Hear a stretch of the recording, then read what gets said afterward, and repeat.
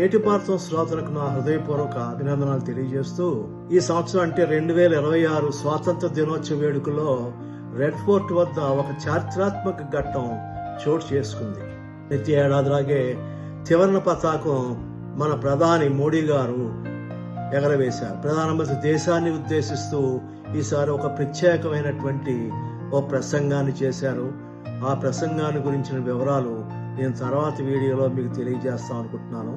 అయితే ఈసారి ప్రత్యేకత ఏంటంటే, స్వతంత్ర భారతదేశ చరిత్రలో తొలిసారిగా రెడ్ ఫోర్ట్ ఎర్రకోట వేదికపై వందే మాతరం గానం చేయబడింది.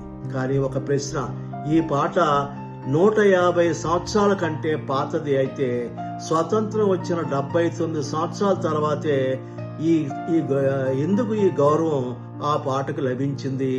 అసలు వందే మాతరం అర్థం ఏమిటి? అది ఎలా స్వాతంత్ర ఉద్యమానికి నినాదంగా మారింది?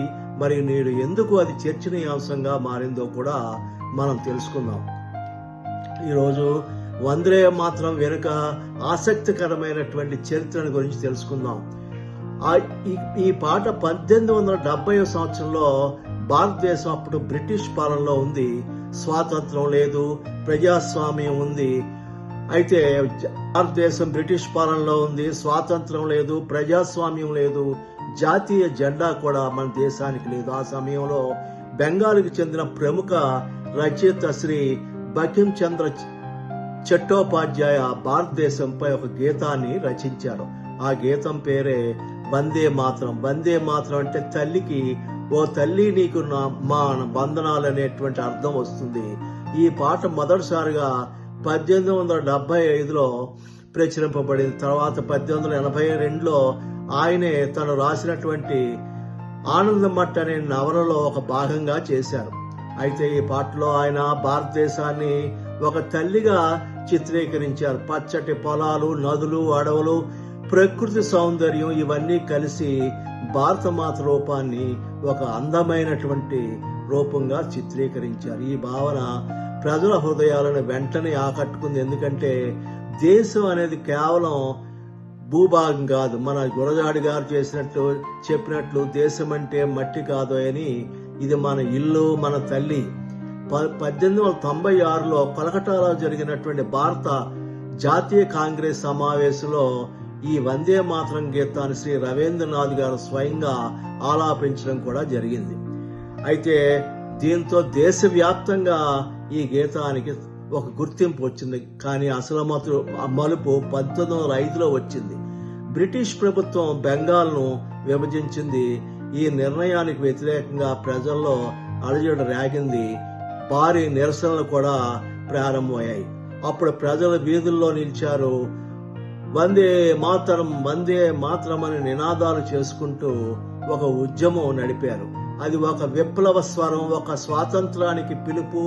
బ్రిటిష్ ప్రభుత్వం ఈ నినాదాన్ని అణిచివేయడానికి అనేకమైన ప్రయత్నాలు చేశారు. కొన్ని ప్రాంతాల్లో వందే మాతరం అనడం కూడా నిషేధించారు. విద్యార్థులను శిక్షించారు, నిరసనకారులు అరెస్ట్ చేశారు. ఎంత అణచివేయాలనుకుంటే అంత శక్తివంతమైంది ఈ నినాదం.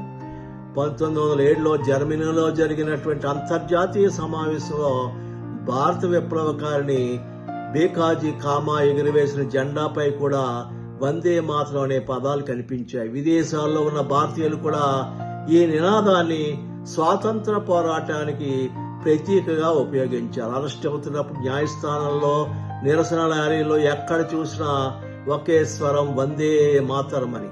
ఇది బ్రిటిష్ పాలనకు వ్యతిరేకంగా భారతీయుల ఐక్యతకు చిహ్నంగా మారింది.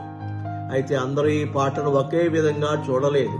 వందే మాతరం తర్వాత చరణాల్లో దుర్గా, లక్ష్మి వంటి హిందూ దేవతల ప్రస్తావనలు కూడా ఉన్నాయి. దీనిపై కొంతమంది ముస్లిం నాయకులు తమ అభ్యంతరాన్ని వ్యక్తం చేశారు. కానీ వారి అభిప్రాయం ఏంటంటే జాతీయ గీతం అందరికీ సమానంగా ఆమోదయోగ్యంగా ఉండాలని. ఈ నేపథ్యంలో 1937లో కాంగ్రెస్ వర్కింగ్ కమిటీ ఒక నిర్ణయం తీసుకుంది.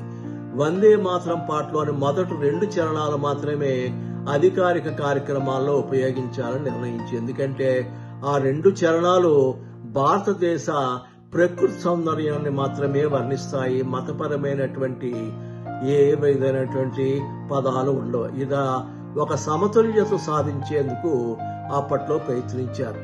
అయితే 1947 ఆగస్టు 14 అర్ధరాత్రి భారతదేశం స్వాతంత్రాన్ని స్వాగతించబోతున్న సమయంలో జరిగిన ప్రత్యేక సమావేశంలో వందే మాతరంతో ప్రారంభమైంది. ఆ గీతాన్ని ఆలంపించినది సుచేత కృపలాని.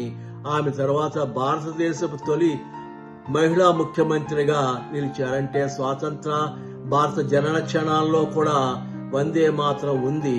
కానీ 1950లో ఒక ముఖ్యమైన నిర్ణయం తీసుకోవాల్సి వచ్చింది. భారత జాతీయ గీతం ఏది కావాలి?